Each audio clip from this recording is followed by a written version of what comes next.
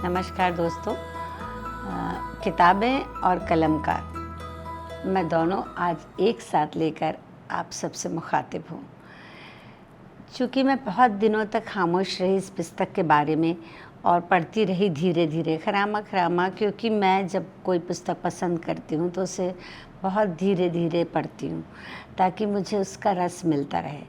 पुस्तक मेरे पास शायद भोपाल शहर में जब सबसे पहले किताब की दुकान पर आई तब मुझे मिल चुकी थी। मैं इसको लेट आपको बता रही हूँ।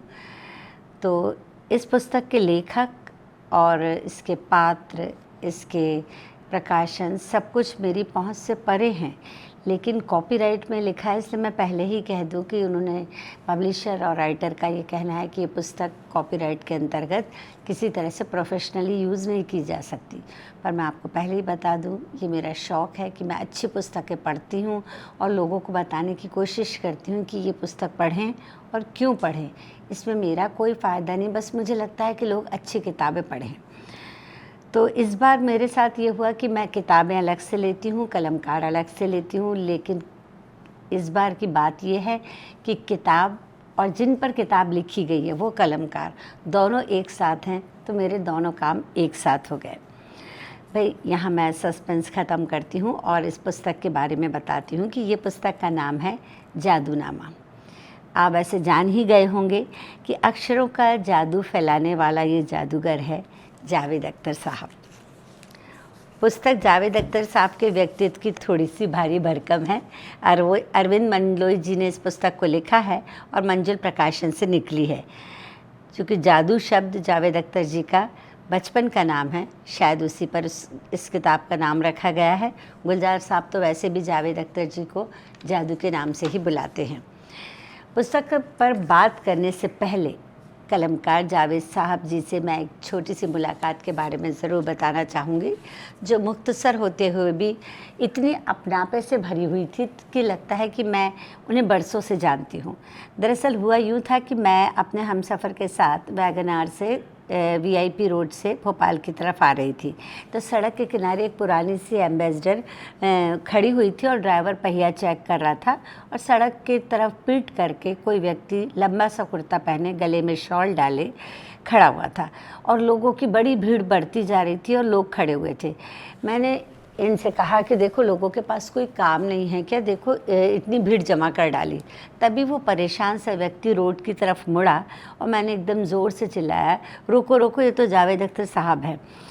तो इन्होंने कहा, देखो अब तुम भी उन्हें परेशान करोगी, लोग तो वैसे ही परेशान कर रहे हैं, पत्रकार भी आ गए हैं, सवाल पे सवाल हो रहे हैं। मैंने कहा, मैं कोई सवाल करने नहीं जा रही हूँ। मैंने उनके पास जाकर धीरे से पूछा, क्या मैं आपकी कुछ मदद कर सकती हूँ। एकदम अलहदा सवाल से वो चौंक गए।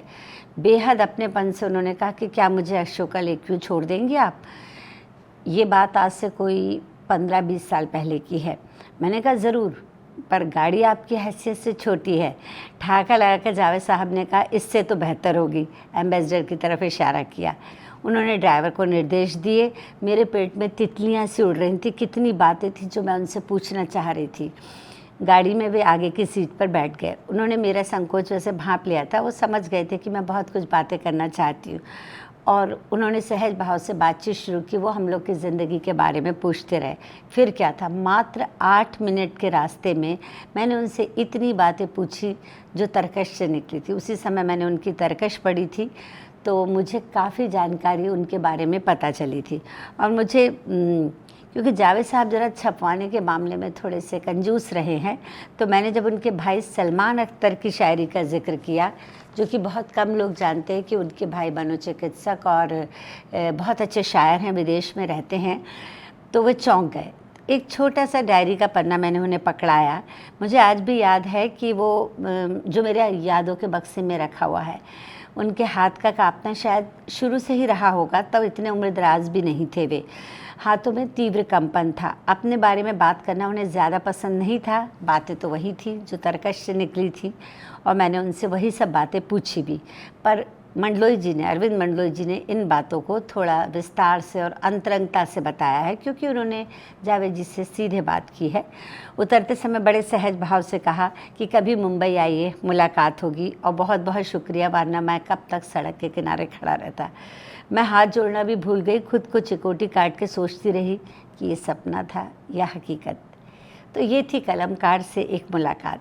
अब जादूनामा पर भी थोड़ी बात हो जाए तो मंडलोई जी ने ये पुस्तक जो है जादूनामा की शुरुआत इस सवाल से की। ये पुस्तक 120 कुछ भागों में है, मतलब, और काफ़ी मोटी है, लेकिन इतनी प्यारे तरीके से लिखी गई है कि आप इसे एक सिटिंग में पढ़ना चाहेंगे। तो पहला पन्ने पे उन्होंने ये प्रश्न रखा कि ये किताब आपके हाथ में क्यों है। चूँकि किताब को 126 भागों में लिखा गया है, तो जितना गागर में सागर समेट सकूं, यही मेरी कोशिश रही। इस सवाल का जवाब लेखक ने लिखा है कि वो अपनी ज़िंदगी और जावेद साहब की ज़िंदगी में काफ़ी समानता पाते हैं। तरकश और लावा, मात्र 2 किताबों से जावेद जी ने अपना जीवन हमारे सामने रखा, पर मंडलोई जी की दाद देनी चाहिए कि जो बातें जावेद साहब दबा गए, मंडलोई जी ने कुरेद कर सारे ज़ख्म खोल दिए। नाम जादू दूसरा भाग है। लोगों के घर के नाम उनके असली नाम से निकलते हैं, पर यहाँ उल्टी बात हुई। इनका नाम पहले जादू पड़ा, फिर उसके बाद सोचा गया कि जादू नाम से कौन सा नाम निकलता है, तो जावेद अख्तर साहब उनका नाम रखा गया। जावेद का मतलब है अमर और अख्तर का मानी है सितारा, अमर सितारा। हिंदुस्तान क्या, दुनिया में भी अपना जादू बिखेर रहा है। 1857 की जंग, आज़ादी और फजले हक पहला पन्ना है, अगला पन्ना है, जिससे पता चलता है जावेद जी के परदादा गालिब के करीबी दोस्त थे। अगला भाग है दादा मुस्तर खैराबादी पे है, उनकी एक कजरी अख्तर ने गाई थी जो उनके दादाजी पर है। बाद में पुराने कागज़ों के ढेर में से खैराबादी साहब का खिरमन नाम से एक संग्रह जावेद जी ने निकाला, जिसमें उन्होंने न किसी की आँख का नूर हूँ को बड़ी ठोस दलीलों के साथ मुस्तर की गज़ल साबित किया है। 6वें भाग में लखनऊ का जिक्र है, जब उन्होंने स्कूल शुरू किया था। 6वीं कक्षा में जब पिता बम्बई में थे, माँ कब्र में और ख़ुद नाना नानी के पास। निश्चय किया कि मासूम जावेद ने कि बड़ा होकर अमीर बनूंगा। भला ऐसा कोई बच्चा सोचता है या ऐसा कोई बच्चा कहता है? पर आर्थिक तंगी ने ये बात उनसे कहलवाई, जिसमें एक बच्चे का अमीर होना जो है लाजमी था। घर के मददगारों का जिक्र बार बार उन्हें नॉस्टैल्जिक बनाता है। 7वां भाग है माँ सफ़िया अख्तर के ख़तों का, जिसमें वे जानिसार अख्तर को भोपाल से ख़त लिखती हैं। वो बम्बई में रहते थे और अक्सर जादू के बारे में लिखा करती थी। 9 साल की शादीशुदा ज़िंदगी में उनके माता पिता बहुत कम मिले। भाग 9 में उनके पिता जानिसार अख्तर की बातें हैं। एक बात जो उन्होंने अपने पिता की निभाई, जिससे मैं भी इत्तेफाक रखती हूँ कि मुश्किल ज़बान में लिखना आसान है, आसान ज़बान में लिखना बहुत मुश्किल है। 9वां पन्ना गुफ्तगू का है। मेरे ख्याल से मंडलोई जी और जावेद साहब की ये रोचक गुफ्तगू आपके लिए छोड़ दी जाए तो बेहतर होगा, क्योंकि 10वां पन्ना मजाज जो शायद जावेद साहब की, शायद नहीं, जो जावेद साहब की माँ के भाई थे, जिन्हें उर्दू शायरी का शैली और कीट्स भी कहा जाता है। 11वें भाग में अंसार हरवानी जी जो जावेद जी के मामा थे, उनका जिक्र है। 12वें भाग में अलीगढ़ की यादें हैं, जहाँ वो अपनी खाला के घर में हैं। फिल्मों का शौक़ ज़ोरों से था, पढ़ने में दिल नहीं लगता था। भाग 13 में उन्होंने एक अपनी ज़िंदगी का पहला और अंतिम प्रेम पत्र लिखा, मेरी ज़िंदगी का पहला और आखिरी प्रेम पत्र।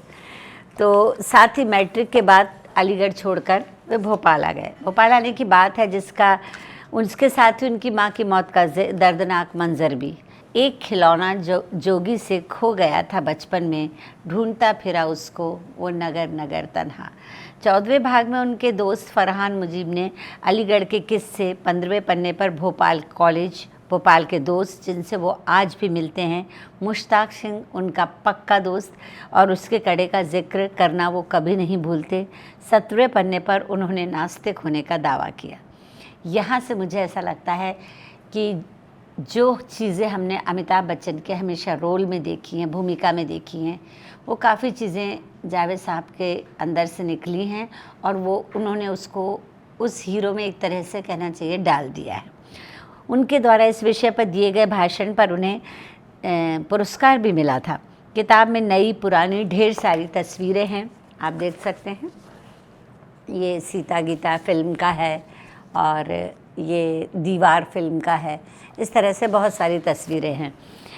तो किताब जो किताब के लिखे को मतलब एक तरीके से गवाही प्रदान करती हैं। 18वें भाग में 4 अक्टूबर 1964 में मुंबई सेंट्रल नाम का एक पन्ना रखा है उन्होंने, जब जावेद साहब ने मुंबई में पहली बार कदम रखा। जेब में 27 पैसे, बाप के घर में जगह नहीं।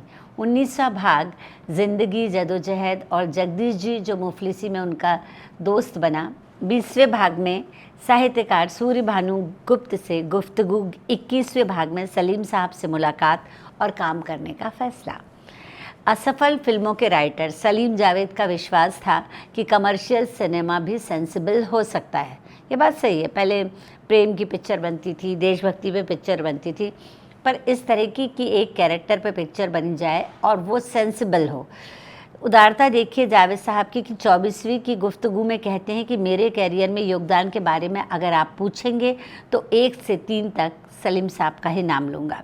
हाथी मेरे साथी, सीता और गीता, उसी के सेट पर उनकी हनी ईरानी से मुलाकात हुई, यानी फरहान अख्तर और ज़ोया अख्तर की माँ से। शादी हुई, बच्चे हुए और 1983 में वे अलग भी हो गए, पर उनकी दोस्ती आज तक कायम है। 28वें भाग में हनी के बारे में गुफ्तगू है, जिसमें दोनों ने कबूल किया है कि वे हस्बैंड वाइफ होने के लायक नहीं थे, दोस्त वे बहुत अच्छे रहे और आज भी हैं। फिर फिल्मी पोस्टर पर नाम के साथ जंजीर रिलीज़ हुई। उन्हें मदर इंडिया का बागी बिरजू बहुत पसंद था। आप याद कीजिए सुनील दत्त को वो जो बागी था, तो वो उन्हें बहुत पसंद था, तो वो नज़र आया हमें अमिताभ बच्चन की जंजीर में। अब 31वें भाग में पुष्पा भारती और ने कुछ लिखा है उनके बारे में, और अमिताभ बच्चन ने खुद कबूल किया है कि अगर सलीम जावेद उस समय फेल हो गए तो अमिताभ बच्चन भी फेल हो जाएंगे। तब तक दीवार आ चुकी थी। हरिवंश राय बच्चन और जावेद जी ने कई शामें एक साथ बिताई। आनंद के सेट पर उनसे मुलाकात हुई। 34वें भाग में जावेद साहब ने अमिताभ पे गुफ्तगू लिखी। फिर आई शोले। रमेश सिप्पी जी ने डायलॉग राइटिंग में जावेद साहब को आगे रखा है। भविष्य में उन्होंने सागर भी लिखी थी, पर शोले एक ऐसी फिल्म थी जिसका जिक्र लंबा चला। फिर मंडलोई जी ने उनकी शब्दावली पे चर्चा की कि जो फिल्मों से समाज में आ गए, जैसे ये लंबी रेस का घोड़ा है या आज भी मैं फेंके हुए पैसे नहीं लेता, तो हर कैरेक्टर की एक अलग शब्दावली थी। त्रिशूल बिल्कुल एक अलग तरीके की फिल्म थी। डॉन में पहली बार हीरो विलेन के रूप में था, बहुधा ऐसा नहीं था। बहुधा हमेशा हीरो जो है हीरो की जगह पर रहता था, विलेन अलग हुआ करता था, साइड हीरोइन अलग होती थी, पर इस फिल्म में हीरो जो है एक विलेन था।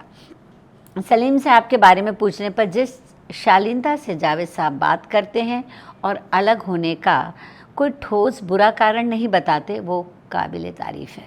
45वें भाग में कैफ़ी आज़मी साहब की बातें हैं और शौकत आज़मी की किताब याद की रह गुज़र पर आधारित कैफ़ी और मैं नाटक जो उन्होंने लिखा वो पहली बार लिखा, और इसे जावेद साहब और शबाना जी साथ मिलके करते हैं। ये मैंने भारत भवन में देखा था।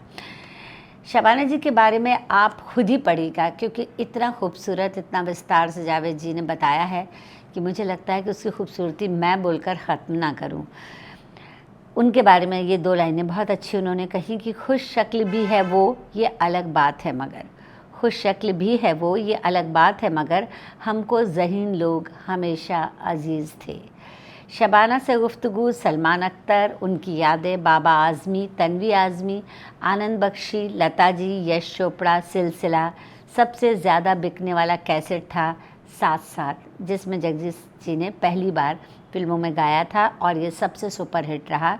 और दिलीप साहब के साथ फिल्म शक्ति, जो कि सुभाष घई के साथ फिर आगे उन्होंने मशाल बनाई और एक नए तरीके से सनी देओल का अर्जुन में कैरेक्टर रखा, जिसमें वो एक्टिंग के मामले में सुपरहिट साबित हुआ। फिर सागर आई किशोर कुमार, और फिर उसके बाद उनकी एक पंच लाइन वाली फिल्म मोगैम्बो खुश हुआ, वो सुपरहिट रही, जो आज भी सबकी ज़ुबान पे चढ़ी है। सतीश कौशिक साहब तो कहते हैं कि वो मेरे गुरु हुआ करते हैं। कोई सोच सकता है तेजाब का सुपरहिट गाना 1, 2, 3, 4 जावेद साहब ने लिखा है। अनिल कपूर ने खुद कबूल किया कि उनके बेहतरीन कैरेक्टर जावेद जी ने गढ़े। फिर आई अमिताभ की आज़ाद, पापा कहते हैं, युगांधर, दिल को छू लेने वाली, सबसे सुपरहिट गाने वाली फिल्म एक लड़की को देखा 1942 अ लव स्टोरी, जिस पर उन्हें ट्रॉफ़ी भी मिली और अवार्ड भी मिला। इसके बाद तो तांता लग गया फिल्मों का। आर.डी. बर्मन के साथ काम की उन्हें बहुत खुशी है, क्योंकि उसमें उन्होंने अपना बिल्कुल तरीका बदला एक लड़की को देखा वाले गाने के साथ। बॉर्डर, गॉड मदर, लगान, कुछ कुछ होता है, कल हो ना हो, सिलसिला, वीर ज़ारा और अनु मलिक, विनय शुक्ला, आशुतोष गोवारिकर और करण जौहर और शाहरुख खान, मैं हूं ना। इस तरह से एक अनोखा एक्सपेरिमेंट भी उन्होंने किया, क्योंकि वीर ज़ारा के समय उनके पुत्र को ये संगीत मिला, मदन मोहन जी का संगीत मिला। सोचो उनकी मृत्यु के कितने सालों बाद, और उस संगीत को वीर ज़ारा में इस्तेमाल किया। उस संगीत के ऊपर जावेद जी ने लिरिक्स लिखे। फिर तो सफलता की तमाम सीढ़ियाँ हैं, मैं हूं ना, जोधा अकबर, दिल चाहता है, लक्ष्य, दिल धड़कने दो, रॉक ऑन, ज़िंदगी मिलेगी ना दोबारा, गली बॉय जैसे नौजवानों की मानसिकता पर लिखी फिल्में बताती हैं कि वो ज़माने के साथ कदम मिलाकर चल रहे हैं। मतलब आप उन्हें पुराने ख्यालों के साथ नए ख्याल वाला भी कह सकते हैं। रिश्तों के साथ इतनी कशमकश रही कि बचपन में कि बड़े होकर उन्होंने मजबूत रिश्ते बनाए, जिसका सबूत है शबाना, ज़ोया, फरहान, हनी ईरानी। और फराह खान कहती है कि उन्होंने महिलाओं को शक्तिशाली बनाया। ए.आर. रहमान, साहिर लुधियानवी के साथ, साहिर लुधियानवी जी उन्हें नौजवान कहा करते कि उनके साथ एक 200 रुपये का मसला वाली बात है जो आप इस किताब में पढ़िएगा। उन्हें खुशी है कि उनके बच्चों ने फिल्म में बनाने में उनकी नकल ना करके अपना स्टाइल कायम किया। और एक खूबसूरत नज़्म ज़ोया के नाम की भी लिखी हुई। नुसरत अली फ़तेह साहब ने ये कहकर गाने के लिए राज़ी हुए कि अगर गीत गाया जाएगा लता मंगेशकर की आवाज़ में तो लिरिक्स लिखे जाएंगे जावेद साहब। तो ये उनके लिए बहुत सम्मान की बात थी। फिर जगजीत सिंह जी के साथ उन्होंने एक एल्बम निकाला और एक नया एक्सपेरिमेंट किया उन्होंने उनके साथ अपने शंकर महादेवन जी के साथ ब्रेथलेस में, जिसमें बिना सांस रोके एक साथ उन्होंने इस गीत को वो किया जो सुपर हिट हुआ, लेकिन उन्हें रीमिक्स बिल्कुल भी पसंद नहीं। इस तरह उनकी कई फिल्में आई जिसका हर फिल्म का जिक्र है, पूरी किताब ही भर जाए अगर इतनी सारी चीज़ें हम उनके उसमें देखेंगे तो। ये ए.आर. रहमान साहब के साथ है। तो कृष्ण, गौतम, कबीर और विवेकानंद और हिंदुस्तानी होना उन्हें गौरव प्रदान करते हैं। इसके बाद उन्होंने तमाम विषयों पर अपने विचार बताए। वो कहते हैं कि मंजिलें अभी और हैं, आगे हैं, यानी वो अभी अपने आप को मुकम्मल नहीं मानते, अभी वो और मंजिलों की भी कल्पना कर रहे हैं।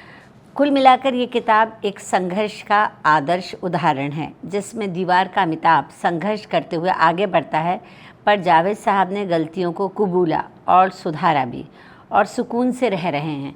जैसे उनका कहना था, जैसे जब वो फिल्मों में आए थे तो वे बहुत शराब पिया करते थे, पर अब उनका कहना है उन्होंने काफ़ी समय पहले शराब छोड़ दी और लोगों से भी अनुरोध किया है कि वो अच्छी चीज़ नहीं होती। हाँ, एक और अनुभव मैं बताना चाहूँगी कि आपने मंटो फिल्म में पहले ये काम भी उन्होंने कर ही लिया। मंटो फिल्म में एक छोटा सा किरदार भी निभाया है। और डे टू डे तमाम शायरों, अफसाना निगारों के ऑटोग्राफ, उनके बचपन से लेकर अभी तक का सारा माहौल भी है उसमें। और पद्म भूषण, राष्ट्रीय एकता पुरस्कार, ओबामा, प्रणब मुखर्जी से मुलाकात, तमाम फ़ोटो एल्बम, इसमें एक एल्बम बनाया गया पुस्तक में, उसमें लगी हुई हैं। जामिया हमदर्द से आपको डॉक्टरेट की उपाधि मिली। फैज़ साहब से एक नशीली मुलाकात उन्हें ख़ास बनाती है। शोले का गब्बर, शान का शाकाल, मिस्टर इंडिया का अमरीश पुरी, इस तरह के विलन के कैरेक्टर, जंजीर का तेजा, इस तरह के कैरेक्टर विलन के लिए भी उन्होंने एक मकाम, मतलब विलन के लिए भी उन्होंने एक जगह रखी, जिससे क्या है कि मतलब केवल हीरो पे फोकस नहीं हुए। और यही वो लोग थे जिन्होंने पहली बार मांग की थी जंजीर के समय कि स्क्रिप्ट राइटर का नाम भी पोस्टर्स पे जाएगा। और वाकई ये मतलब कामयाब हुई ये चीज़ और उसके बाद से स्क्रिप्ट राइटर का नाम पोस्टर्स पर जाने लगा। प्रीतिश नंदी के साथ उन्होंने एक चुनावी चैट शो भी, एक नया स्टाइल, देशभक्ति, कौन है भारत माता जैसे चैट शो खूब पसंद किए गए। फिर एक जावेद अख्तर साहब का एक कविता संग्रह भी आया, ख्वाब के गाँव में, वो भी मैंने पढ़ा है। पंडित जसराज, आशा भोसले, पुरस्कार सम्मान, संसद भवन, काफ़ी चीज़ें हैं जो जावेद साहब के बारे में हैं। अरविंद मंडोई जी को मैं साधुवाद कहना चाहूँगी कि उन्होंने इस क्रम में ज़िंदगी को लिखा मानो ये एक उपन्यास हो। अगर कोई व्यक्ति जावेद साहब का नाम हटा दे और उसको नहीं पता हो जावेद साहब के बारे में, तो वो ये सोचे कि ये एक कोई हीरो है जो बचपन से संघर्ष करता हुआ एक ऊंचे मुकाम को छूता है, तो ये एक नॉवेल जैसा या बहुत लंबी कहानी जैसा लगेगा। मंजिल प्रकाशन को भी इस बात का बहुत बहुत शुक्रिया। और एक बेहतरीन संग्रह जो हमारे सामने आया है, मेरा मन है कि वो सब पढ़ें। हालांकि सबके साथ यही प्रॉब्लम रहेगी कि ये बहुत मोटा है, लेकिन एक्चुअली इसकी आप उस पर मोटाई पे या इस पे नहीं जाइएगा, क्योंकि इसमें तस्वीरें बहुत सारी हैं। आप देखिए हर फिल्म के बारे में, जैसे रॉक ऑन और इस तरह से हर फिल्म के बारे में दिया गया है, और हर शख्स जिससे उनकी मुलाकात हुई उसके साथ उनके फ़ोटोग्राफ्स हैं। पर ये इतनी खूबसूरती से दिया गया है और बहुत बड़ा बड़ा या विस्तार से नहीं लिखा गया है। तो मैं सोच रही थी अगर आप इसे स्वयं एक सिटिंग में ना पढ़ लें तो आप मेरा नाम बदल दीजिएगा। तो ये है जादू साहब का जादूनामा। शुक्रिया।